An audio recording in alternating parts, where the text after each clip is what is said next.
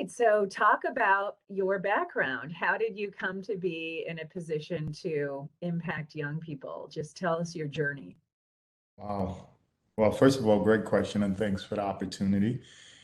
And it's a long-winded answer, but I'm gonna try to give you the elevator pitch. I grew up in a house, with six siblings who were all women, and I grew up with a mom and dad, but my mom was my rock. So I like to tell people I was raised by women, but really strong women to become a man that would embrace what I like to say feminism before it became popular. And my mom always put in my ear that I shouldn't be a follower and I always should be a leader. And then because I didn't have a brother, I used to really, I turned to the streets. And while I was, turned to the streets, I met a guy that, took me under his arm and said, "Hey, I think you have a really good passion and I think you should turn it into sports." So long story short, I started playing sports. And from since I was 13, I was always given an opportunity to be a captain, so a leader. And throughout my career, played in high school, being recruited to play in college, played at USF, where I met Anthony, and then I played professionally for 9 years. The one thing that was always common, coaches always felt that I should be the leader or the captain. And then it just felt natural because from a young age, my parents always instilled leadership qualities that now we teach at the academy. So that's as short as I can say it, but it's a lot. And there's a lot of people that played a huge role in who I've turned out to be. And yeah, so it's not just me. Tell me again how you ended up starting an academy in San Francisco and where you grew up originally. Yeah, great question. I grew up in the Caribbean, St. Thomas, United States Virgin Islands. Most people are familiar with it because Tim Duncan, the former San Antonio Spurs legend, is from there. And, I always had an appetite for mentorship. From a young age, I was mentoring my niece and nephew who were now in their 30s. So I was always around children. And then I had a mentor who was also my second dad and coach, Cyril Benjamin, who raised me through sports.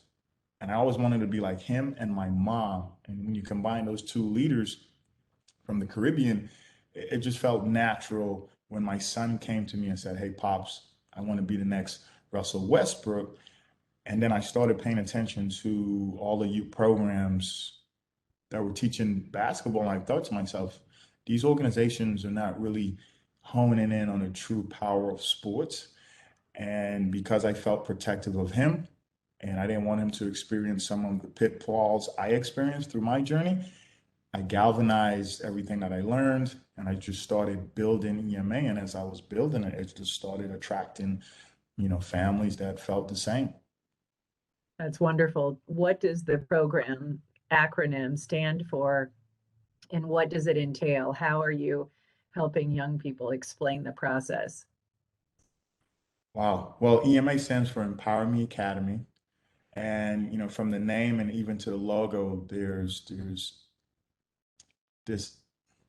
there's purpose to it, and Empower Me was picked because we wanted everyone that said it to feel like they had ownership in what they were receiving from the academy. So instead of saying empower you, it's saying empower me. So it's almost like you're demanding excellence and you're demanding whoever is a part of the academy to do what it says.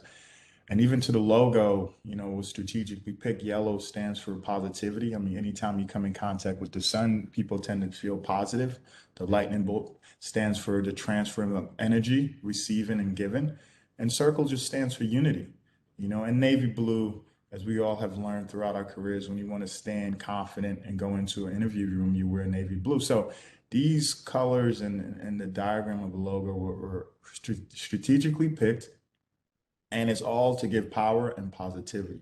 Everything we do at Empower Me Academy, we talk about giving energy because we believe our legacy as people, as humans, is how we show up and make people feel. I have a Maya Angelou quote on my wall that I tell people I live by. It says, people will forget what you say, people will forget what you do, but they'll never forget how you make them feel. So Empower Me Academy is a safe haven for children to not only learn how to be the best basketball player, or the best version of a basketball player, but also become their best self and feel safe, feel positive, and feel like, they're special because we all are.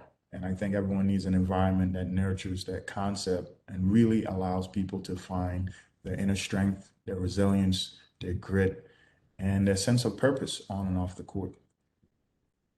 How many youth have you served over the years? What year did it start? How long have you been running this academy? And then what ages? Another great question. I had a friend 10 years ago that ran the YMCA in Berkeley on Paul Millsap. And when I pitched him this idea of changing the culture of sports, attacking the status quo, he said to myself, when EMA takes off, it's going to be like the Apple version of youth sports. And the reason why he was saying that, it was because we were offering something that the world doesn't really know it needs. And since then, a year later, I started EmpowerME Academy. It was called EmpowerME Training, and then it morphed into EmpowerME Academy because it just started feeling like an academy. So in 2013, I started it. And then 9 years later, we've impacted, nearly 2,000 student leaders, we like to call them. But we like to explain to people, because we develop leaders and we develop them to really nurture our culture and kind of spread it. We like to think we've impacted 2,000, but we've had a ripple effect on countless students that our students have come in contact with, and families. And so the movement is profoundly impactful in the Bay Area. Congratulations. Tell me how you pour into these student athletes. What are the character building elements of the program beyond teaching them the fundamentals on the court? Good question. So we have a quote on our website, empowermeacademy.net. And over the years, I've always struggled to explain what EMA was to people, because it's a very unorthodox concept. And that's why we did a documentary you can find on YouTube. But I stumbled on a quote by Nelson Mandela, right? And the quote says, to the core of it, relating to EMA, it says, sports speak sports speak the language of the youth.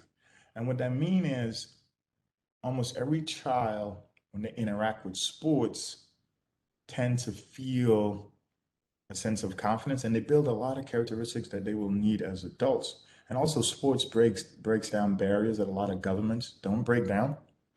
So we feel that EMA, because it's in such a resourceful city, has attracted children from all parts of the Bay Area. We've hubbed them in one facility, and we allowed each of them, at the core and the fundamental purpose of EMA, to interact, right, and not see the difference of where their neighborhoods are.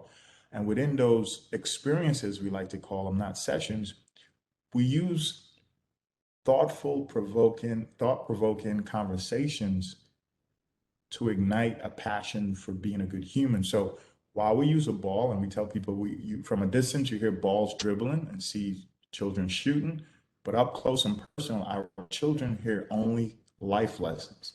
So every opportunity we get to sprinkle a life lesson in our teaching regimen, we take full advantage of. So it's hard to explain the conversations, because different sessions allow for different conversations. And so how the setup is, you fill out an application, you come in, you do a student interview, but it's like a session, because we want people to gain an inside perspective of how we train, because it's very rigorous, because we believe not only are we teaching life skills, but we're helping children fall in love with working hard.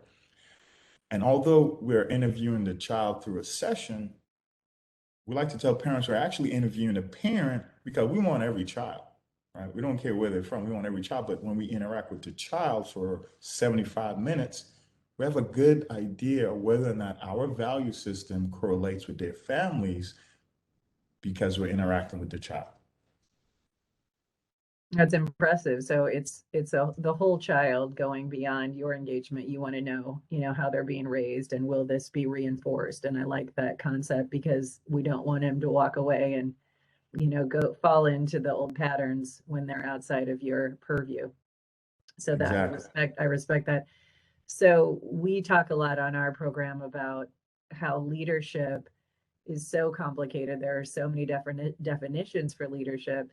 So how do you not just define it, but how do you make it plain to these young people the same way that, your mom poured into you? Wow, another great question. I do think leadership is very complex. I do agree that it's hard for people to really identify because they lack their experience by really profound modeling of it from a young age.